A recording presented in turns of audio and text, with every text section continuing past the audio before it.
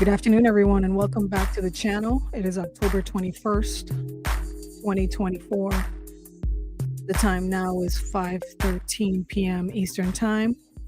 I decided to come on before 9 p.m. today as a surprise. Surprise. Wanted to get into the brave new world order and continue on this journey about mind control and the Illuminati education on the world's population, how it has been organized and orchestrated by the global elite. Everything we're experiencing is not spontaneous, it's by design. And the sooner we understand this, the more equipped we are to fight it. So let's go ahead and get started. Hold on.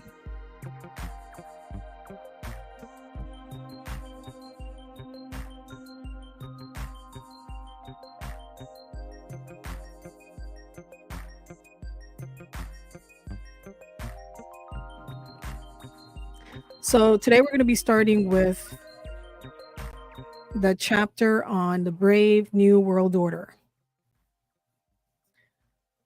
Here they talk about Huxley, the Huxley family, or the Huxley family. And it states that beginning about around 1950, an ambitious project was underway, and it was launched by the Tavistock Institution or Institute for the massive LSD intoxication of populations in the United States. Aldous Huxley, who spearheaded the Tavistock Institute LSD project, was the grandson of Thomas H. Huxley, which was one of the founders of the Rhodes Roundtable Group. Huxley had been tutored by H.G. Wells, which was a vocal opponent and proponent of the open conspiracy, and was a long-term collaborator with Arnold Toynbee. He was a 50-year member of the RIAA Council, as well as the head of the British Intelligence Research Division. To grasp Toynbee's politics, in 1971 he stated that the Bolshevik dictatorship that took the world was necessary before a benevolent one world order could be instituted. So here again you have the globalist elite pushing communism. They are the ones behind fascism.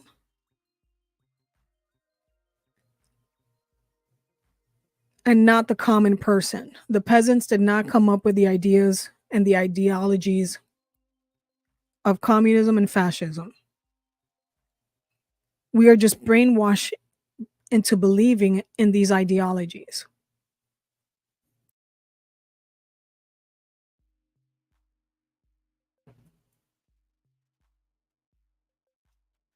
So again, he believed that a Bolshevik dictatorship of the world was necessary before a benevolent one world government or one world order could be instituted. The new Tavistock project was intended to inject a euphoria-producing chemical on a widespread basis in America. Huxley's purpose and dissemination of LSD in the United States may have been betrayed in the following statement, quote, "Now let us consider another kind of drug, still undiscovered, but probably just around the corner. A drug capable of making people happy in situations where they would normally feel miserable. Such a drug would be a blessing, but also a blessing fraught with grave political dangers. By making a harmless chemical euphoric freely available, a dictator could reconcile an entire population to a state of affairs to which self-respecting human beings ought not to be reconciled."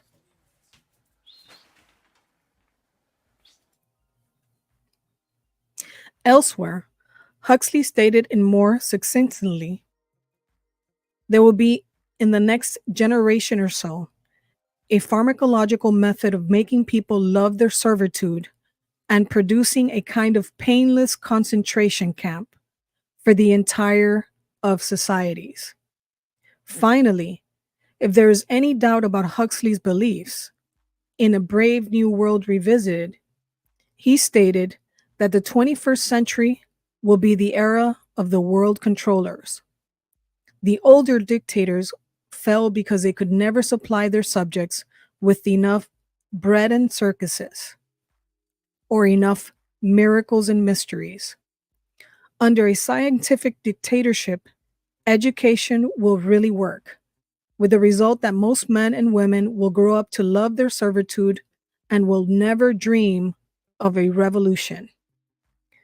There seems to be no good reason why a thoroughly scientific dictatorship should ever be overthrown. The decadent Huxley had been a member of the Children of the Sun, which was a British drug and homosexuality cult whose roster of members illustrates a number of ideologies that were shared by British one world elitists at that time and present. Among the other members of the group were the Nazi sympathetic Prince of Wales, later to be Edward, fascist Sir Oswald Mosley, the Mitford sisters, one of the Mosley's wives, and other bedtime or bedmates. Excuse me, let me repeat that again because we want to be clear about this. So, among the people that were part of this group, right, from the British and the Huxleys and the British elite or the globalist elite, were members of the group that were Nazi sympathetic Prince of Wales,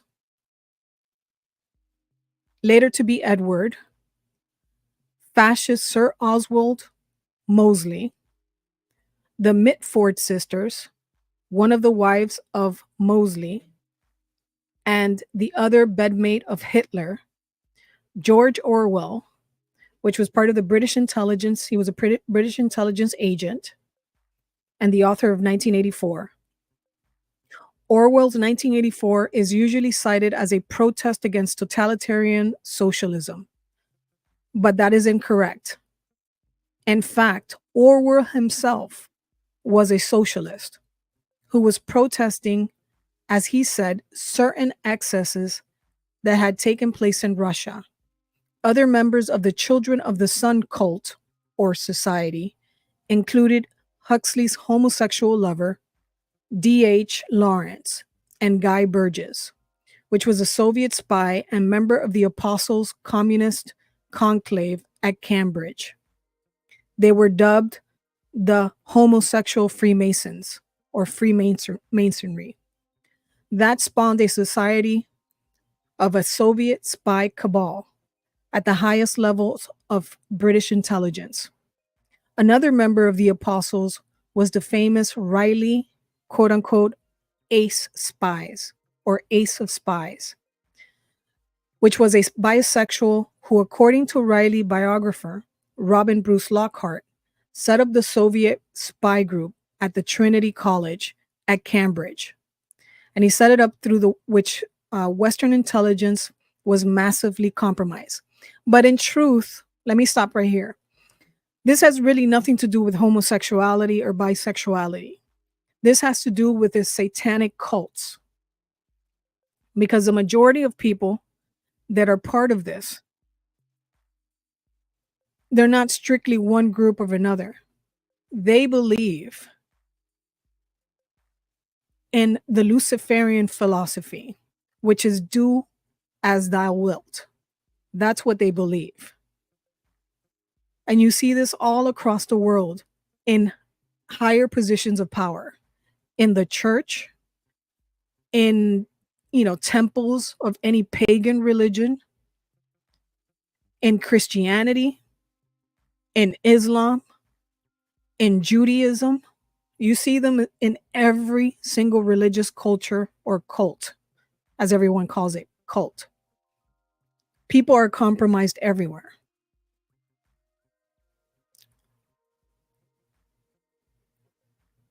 Now, they state here that members of this group included spies like Anthony Blunt, Burgess, McCluhan, and others. Riley's view may be gouged by a letter he wrote to Lockhart's father on this specific topic of Bolshevism. This is what he stated: I believe that it is bound by a process of evolution to conquer the world, as Christianity and the ideas of the French Revolution have done before it, and that nothing, least of all violent reactionary forces, can stem its ever rising tide. The much decried and so little understood the Soviets, which are the outward expression of Bolshevism as applied to practical government.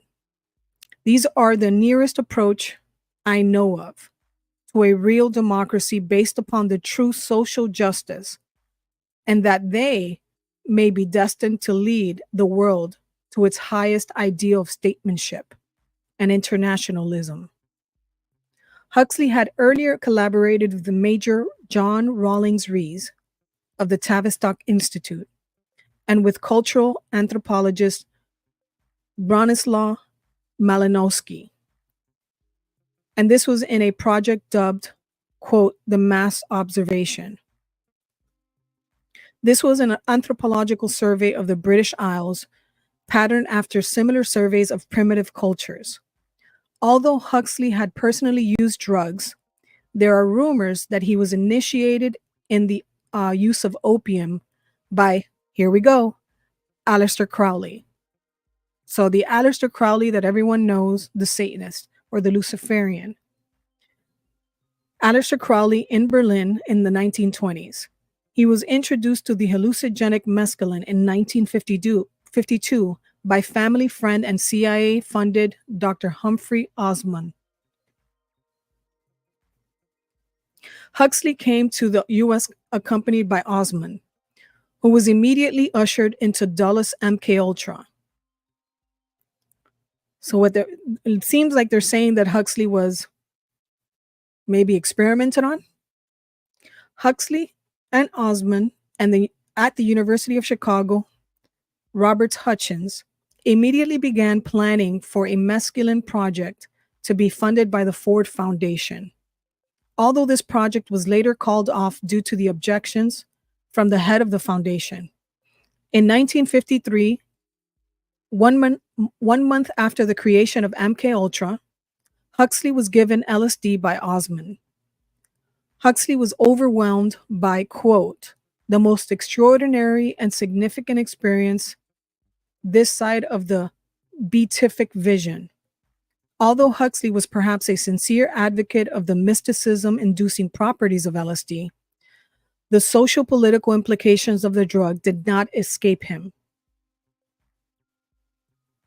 Huxley prepared the American population for LSD with articles like The Doors of Perception and sponsored a project at Stanford University where students were dosed with hallucinogenics. Two of Huxley's early acid collaborators were Alan Watts, who popularized his own brand of Zen Satori, which was based on the quart of gin a day, and Gregory Bateson, who had been an anthropologist with the OSS, and who started an LSD clinic at the Palo Alto Veterans Administration Hospital in California. Huxley was also in contact with MK Ultra project heavyweight, Dr. Louis Joel Joyne West. Huxley was to be the first director of the United Nations Economic, Social, and Cultural Organizations, UNESCO. So imagine, we have eugenicists, we have drug users, we have Luciferians, running our institutions, running the secret projects, and funding the quote-unquote cultural, societal revolution, right? Everyone wonders how the 60s were the 60s. Well, you had billions of dollars being funneled into the universities for observation tests on students to change behavior, ideologies, sexuality, and we wonder why everything happened the way it did. It didn't come from the common man. clear as day.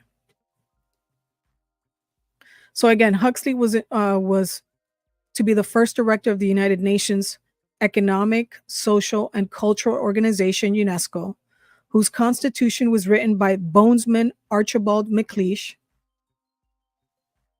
UNESCO has been a major phalanx in the New World Order program, advocating for the quote unquote appropriate technology of windmills and solar power rather than industry of the third world.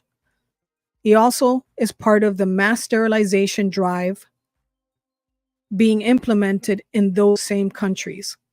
Huxley collaborated with Keith Dittman, who was a provided author, who provided the author Ken Kesey with an unlimited supply of LSD. And it was from this small group that arose Kesey's guerrilla theatrical Merry Pranksters and the Grateful Dead. And everybody knows about the Grateful Dead, that they were involved with, you know, supposedly, intelligence agencies. So the Pranksters and Grateful Dead, a rock band that still commands a large cultic following after the demise of its leader. According to the 1968 FBI memorandum, Jerry Garcia, the leader of the Grateful Dead, was employed, quote, to channel youth dissent and rebellion into a more benign and not threatening direction. So he was a agent of the state. Sorry for all you Grateful Dead lovers. Jerry Garcia was an agent of the state or the CIA. A collaborator with Huxley in the acid invision or infusion of the world was the spy captain Alfred M. Hubbard. That's another one from Hollywood, who had given up American citizenship for Canada prior to World War II. And he was characterized as a quote unquote mystery man by those who knew him and as a veritable Johnny Appleseed of LSD in most studies. His verified background is informative.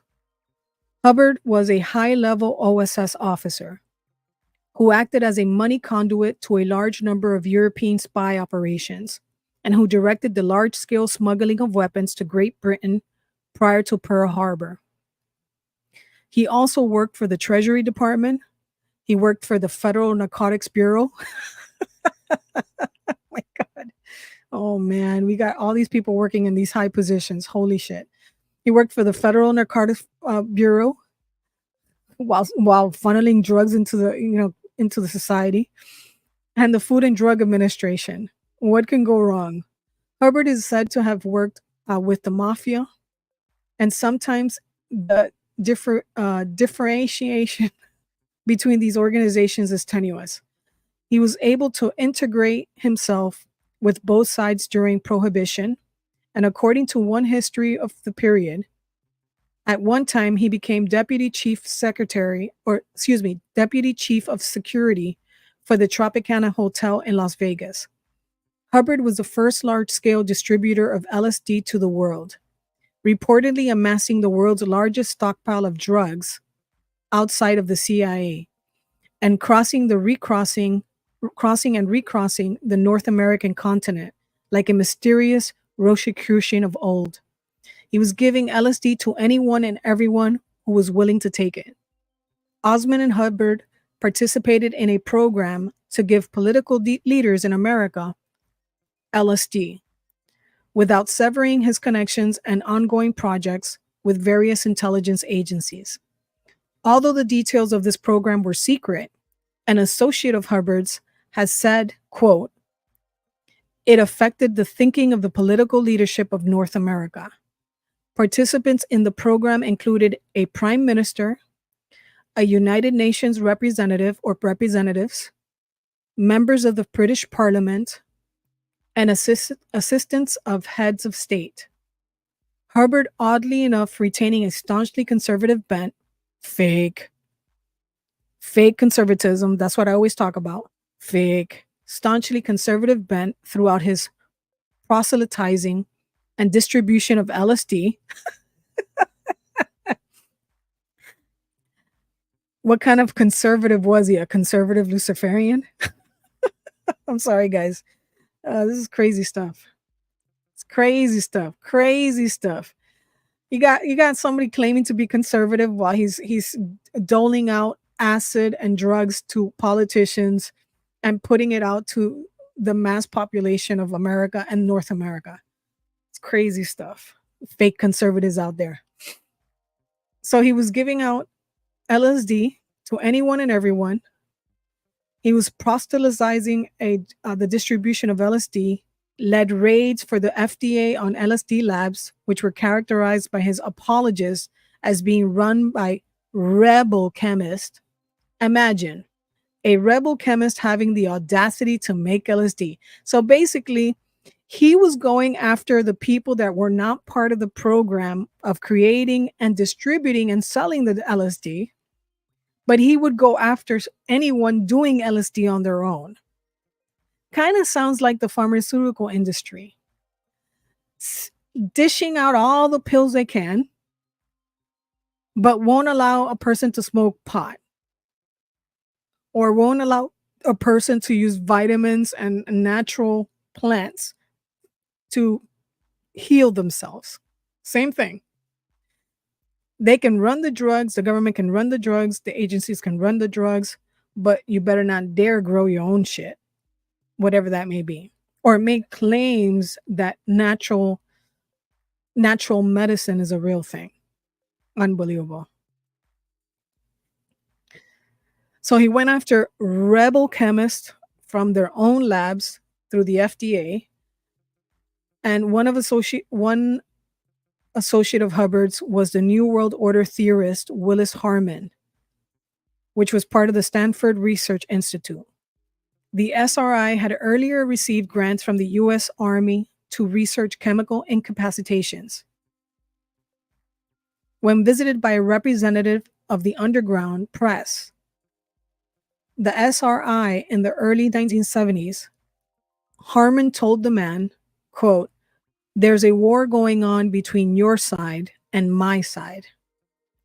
And my side is not going to lose." In 1968, Harman invited Hubbard to join the Stanford Research Institute as a quote unquote special investigative agent. According to Harman, our investigations of some of the current social movements affecting education indicate that the drug usage prevalent among student members of the New Left is not entirely undesigned. Some of it appears to be present as a deliberate weapon which is aimed at political change. We are concerned with assessing the significance of this as it impacts on matters of long range educational policy. In this connection, it would be advantageous to have you considered in the capacity of special investigative agent who might have access to relevant data which is not ordinarily available. Perhaps it is my cynicism that gives the above paragraph a decided tongue-in-cheek quality. Hubbard took on the job for SRI, which lasted through the 70s, and he was being paid $100 per day. The most high profile of all LSD proponents was, of course, the counterculture hero, Timothy Leary. Oh, Timothy Leary. We've heard that name before. Timothy Leary. Leary met Aldous Huxley at Stanford University and became his protege. While at the University of California from 1953 to 56, and employed by the U.S. Public Health Service between 54 and 58, Leary received grants for his research from the NIMH. Leary subsequently was appointed as a lecturer at Harvard, where he was noticed by Dr. Harry Murray, who was in charge of the Personality Assessments Department of the OSS during World War II. Although Leary and his biographers tiptoe around the matter, funding for his drug experiments while in Harvard came from the CIA, and this was substantiated by the following quote from Walter Bowart in the second edition of Operation Mind Control. At first, he denied that any of his psychedelic research projects at Harvard were funded by the government. Yet when I finally sat with him face to face after Operation Mind Control had been published in 1979 and naively asked him if he was witting or unwitting of his collaboration with the CIA, Leary answered with this quote, "Who would you work for? Would you work for the Yankees or would you work for the Dodgers?" I mean, who was I supposed to work for? The KGB? So he basically was admitting that he was working for the CIA during these experiments. Leary first administered LSD to prison inmates in Massachusetts Correctional Institute at Concord. Money for the project came from Uris Brothers Foundation in New York City and was doled out by Harvard to Leary. The results of Leary's Concord experiments were published in a 1962 paper titled How to Change Behavior. The man who some have called Leary's quote unquote guru, and who Leary himself acknowledged as being a British intelligence agent, was Michael Hollingshead, which was a friend of Huxley's who had worked for the British Cultural Exchange and had acquired a gram of LSD, enough of a chemical for 10,000 LSD trips. Hollingshead, dispatched by Huxley, was the man who turned Leary into acid, LSD. According to one account of the period, not knowing quite where to turn, he latched onto Hollingshead as a guru. Leary followed him around for days on end, treating the Englishman with awe. He was convinced that this pot-bellied, chain-smoking prankster, whose face was pink-veined from alcoholism, was a messenger from the good Lord himself.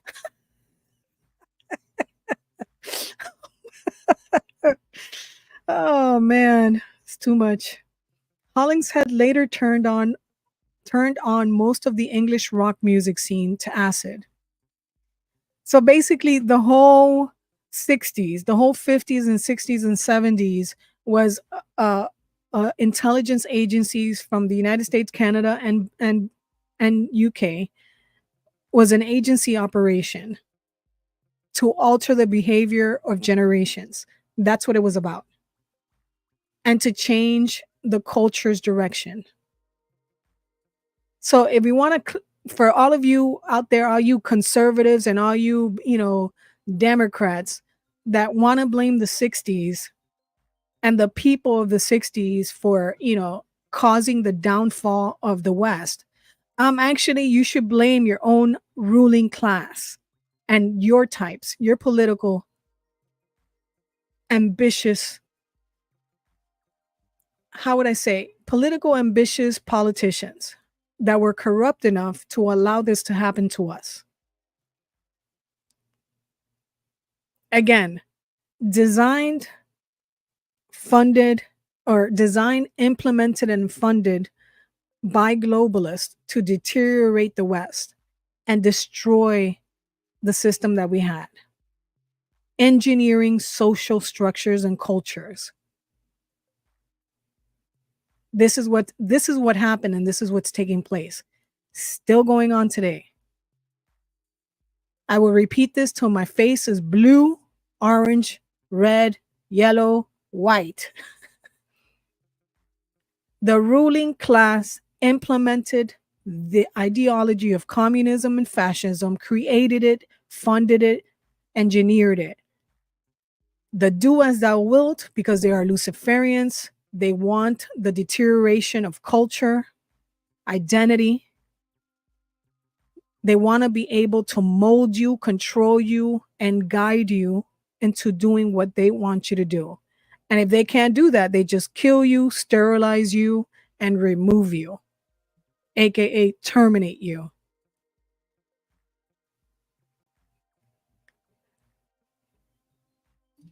Direct your energy to the source of power, not the little minions that don't understand they're being controlled. So Hollingshead later turned on most of the English rock music scene acid. So he introduced acid to the music rock scene in England And while in Wormswood Scrubs prison in England, he was there for 21 months for possession of hashish. Hollingshead made the acquaintance of George Blake, a convicted agent of the KGB. Hollingshead guided Blake into LSD sessions, and a few weeks later, the spy escaped from the prison and fled to Moscow. Leary and Richard Alpert, later Baba Ram Das, after the plane Ram Das, were fired from Harvard in 1963. Alpert for giving acid to an undergraduate, and Leary for missing a committee meeting, although the duo then created or carried on their research in Mexico. Expelled from Mexico, must have been doing a lot of bad things.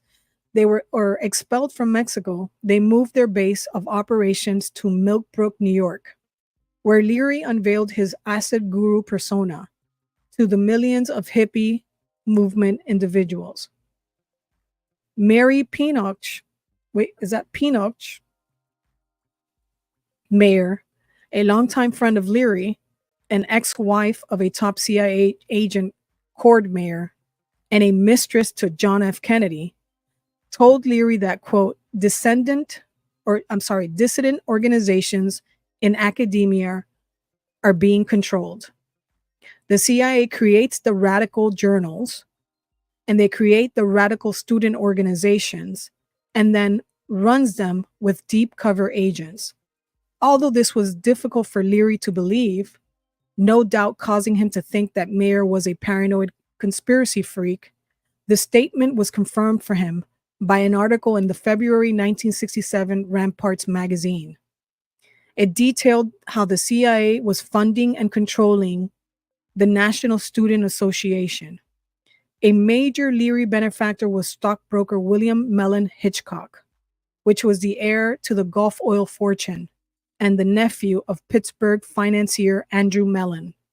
Hitchcock turned over Millbrook's 4,000-acre estate in Dutchess County, New York, to Leary's International Federation for Internal Freedom.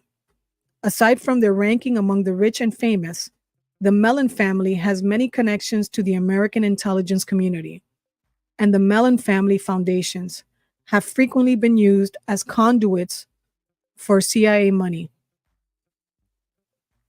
Several members of the family were members of the OSS, and Richard Helms was a frequent guest of the Mellons while he was CIA director, according to one account of the period. And they stated, Billy Hitchcock, the millionaire padrone, never really entered into the close camaraderie of the Millbrook circle, but still maintained close contact with his old friends, the brokers, bankers, and the investors.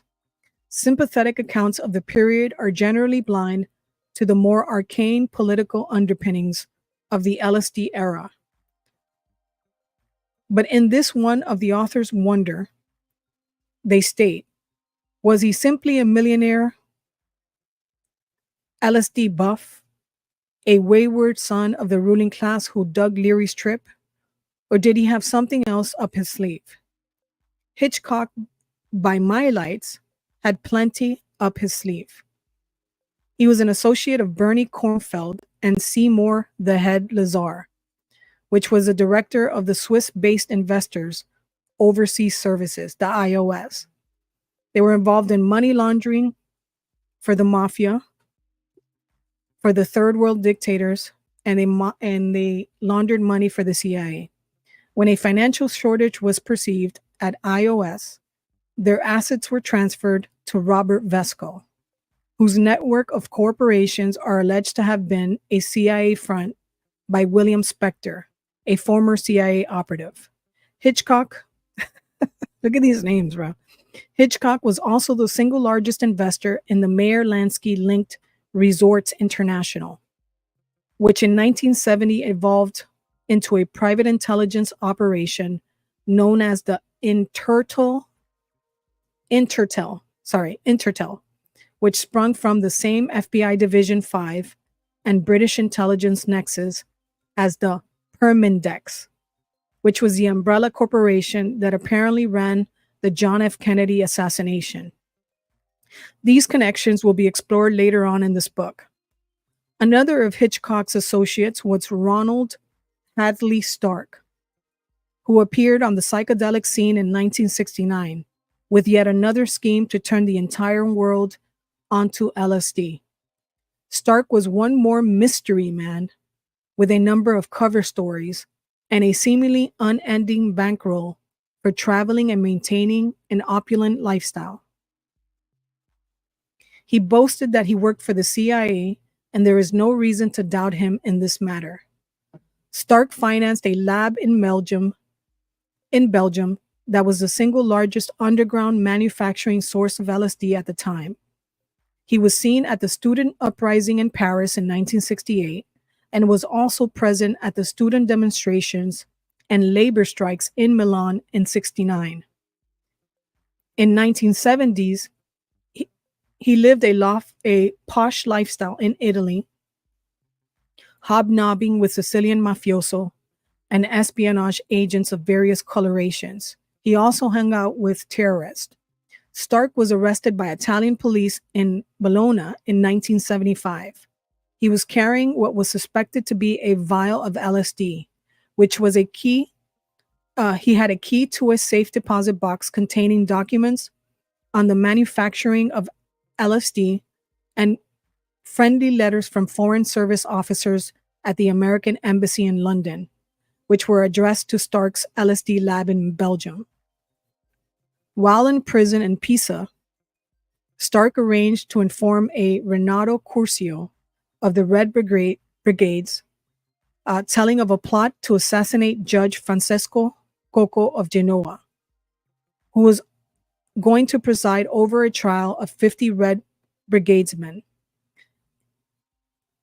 In June of 1976, Judge Cocco was murdered, as Stark had foretold. Another possible victim of the Red Brigades was Italian Premier Aldo Moro. Information on Stark's involvement with this murder would later surface, as well as a testimony linking Stark's to a PLO plan to launch terrorist attacks on government embassies.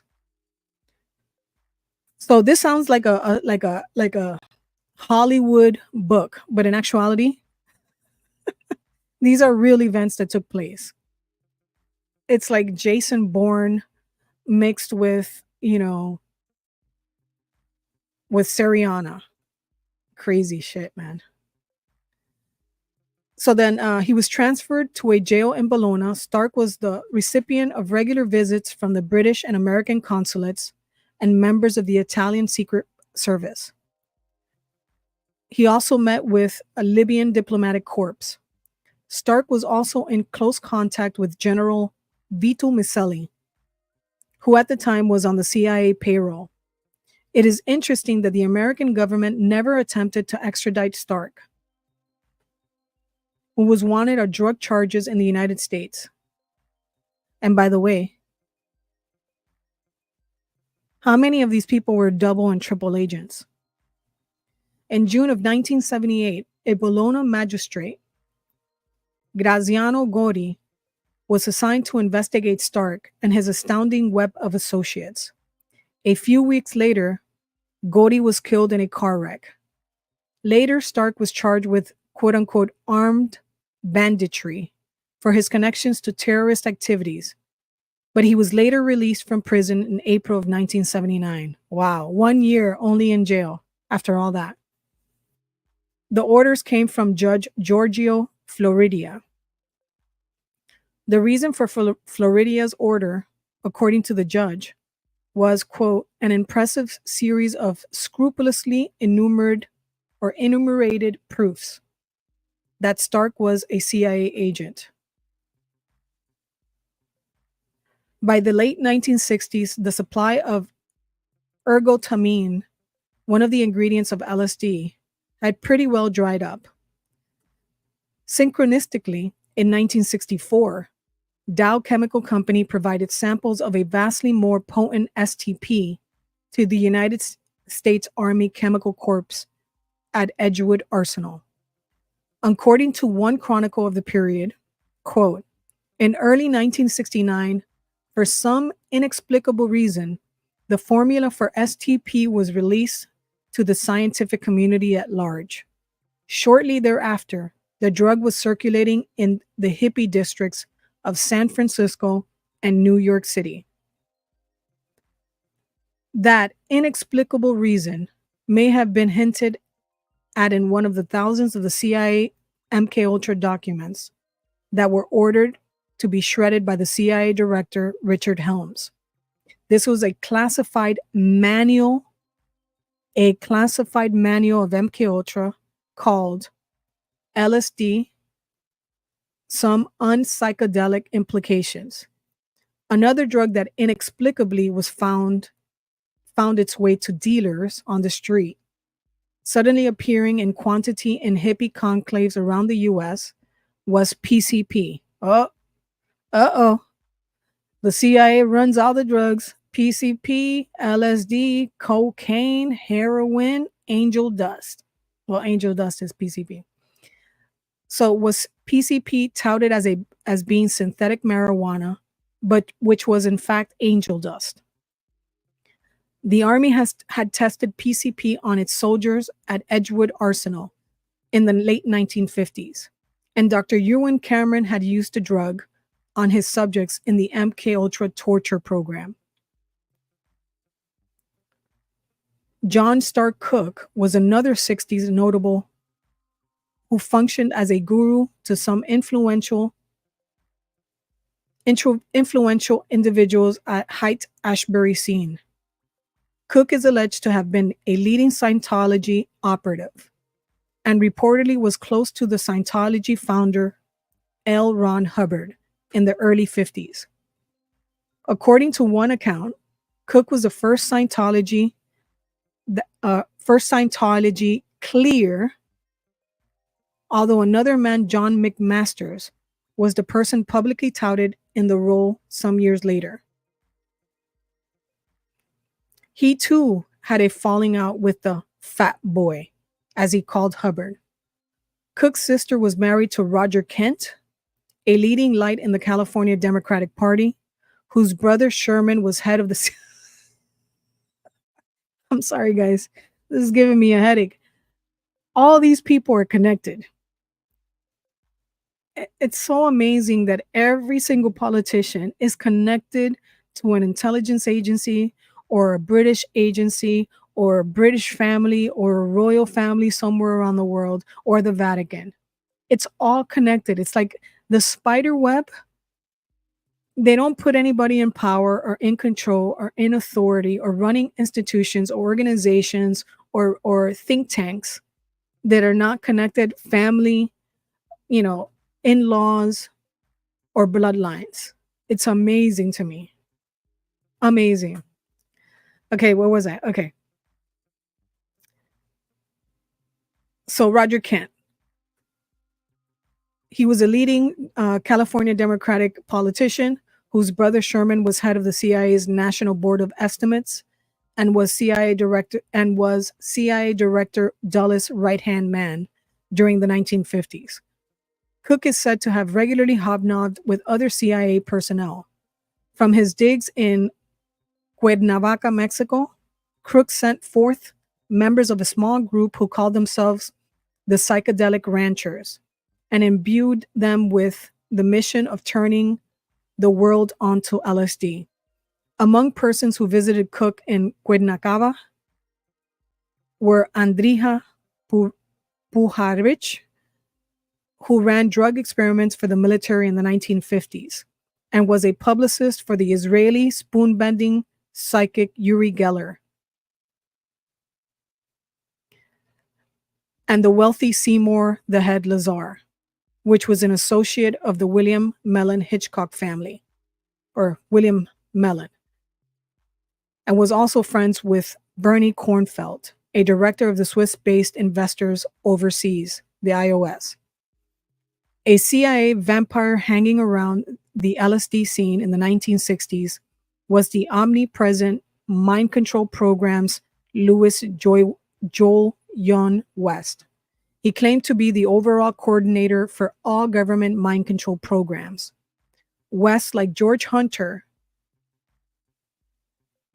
before him, rented a San Francisco safe house to study the quote unquote hippies. One can only guess what kind of dirty work he was up to. West has been employed over the years as a hired gun to promote whatever position the CIA wanted him to. After the Kennedy assassination, the murder of Oswald by Jack Ruby, he was interviewed and not surprisingly dwelt on Ruby's lone nut characteristics. On the day of the Oklahoma City bombing, West went on to the Larry King show to talk about the alleged bomber, Timothy McVeigh, again, characterizing him as a one more lone nut, i.e., not involved in a conspiracy. But if anybody's done any research on Timothy McVeigh and the Unabomber, which was connected to Timothy McVeigh, they were part of MK. I think the Unabomber was part of the MK Ultra mind control program. He was one of the victims. And a lot of people are stating that Timothy McVeigh himself was in one of those programs. And then, there's that other, people that were involved with him, that the shadow guys that are never mentioned, that were seen on camera by the truck with McVeigh and all this other stuff. So if you haven't done the deep dive on that, you should, because everybody's forgotten about that. So West again appears in an article in the Los Angeles Magazine after the alleged murder by O.J. Simpson on Nicole Simpson, which was a case rife with inconsistencies and unexplained associated murders that have not been mentioned, much less explained by the media. In the article, West invokes the highly imaginative Othello syndrome, where Black men kill their white spouses due to their belief that something must be wrong with their Caucasian mates, lore, seeking love beyond the racial pale. In the LSD-induced glow of the flower generation, there were dissenting voices about the LSD experience, even famous ones. Some of the members of the earlier Beat generation, who later became icons of the flower generation, had doubts about the usefulness of the psychedelics, and seeing earlier on that drug could be used as mind control, as well as liberation. William Burroughs, at one time active Scientologist, was given LSD by Leary in Tangiers in 1961. He wrote of his misgivings about the drug in his book Nova Express, which was published in 1964. At the immediate risk of finding myself the most unpopular character of all fiction, and history is fiction, I must say this. Bring together state of news, inquire onward from the state doer, who monopolized immortality, who monopolized cosmic consciousness, who monopolized love, sex, and dream, who monopolized time, life, and fortune. Let me read this again, because he's saying it as questions, asking questions. So his statement is: bring together states of news, inquire onward from the state doer, who monopolized immortality, who monopolized cosmic consciousness, who monopolized love, sex, and dream, who monopolized time, life, and fortune, who took from you what is yours. Listen. Their garden of delights is a terminal sewer. Their immortality, cosmic consciousness, and love is second.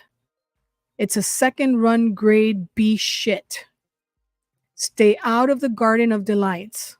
So he's telling you that they're selling you dreams and illusions with these drugs. The CIA, the British intelligence. They're selling you dreams. They're lying to you. They're lying to you about consciousness. It's all about control. So he continues. Stay out of the garden of delights. Throw back their ersatz immortality, flushed their drugs, kicked down the drain. They're poisoning and monopolizing the hallucinogenic drugs. Learn to make it without any chemical corn. Of course, this is a poem that was written. The poet Allen Ginsberg initials reactions to the LSD that was administered by Dr. Charles Savage, who had worked on the hallucinogenic experiments for the United States Navy. They were similar to those of Burroughs. Given LSD in a clinical environment in Palo Alto, California, Ginsberg said, "I thought I was trapped in a giant web or network of forces beyond my control that were perhaps experimenting with me and were perhaps from another planet and were from some super government, cosmic military, science fiction big brother." John Sinclair of the White Panthers was purged of his belief in the LSD religion through an experience. This is what he stated. "It makes perfect sense to me. We thought at the time that as a result of the LSD inspired activities that great things would happen. And of course, it didn't. They were up there moving the shit," meaning the drugs. They were up there moving the drugs around, down to the street. Nobody knew what was going on. Quite so, but even now, the identity of quote unquote they has not been clarified. Quote unquote they are apparently ultimately the Tavistock Institute. So I'm going to leave that here. So now you know, in this chapter, they were talking about who flushed the streets with drugs, especially in the 60s and 70s, who was controlling it, why they were doing it, how they wanted to change the behavior of our society, of the culture. They were experimenting on the masses, especially out there in California and New York. They were running the drugs, selling the drugs, making money off the drugs, experimenting on the people, changing the culture in the direction of the culture. And all this was done for mind control power. This is the sickest part of all. It's the same thing that happened in Vietnam. They're the same people that were involved in the John F. Kennedy assassination. They were the same people that employed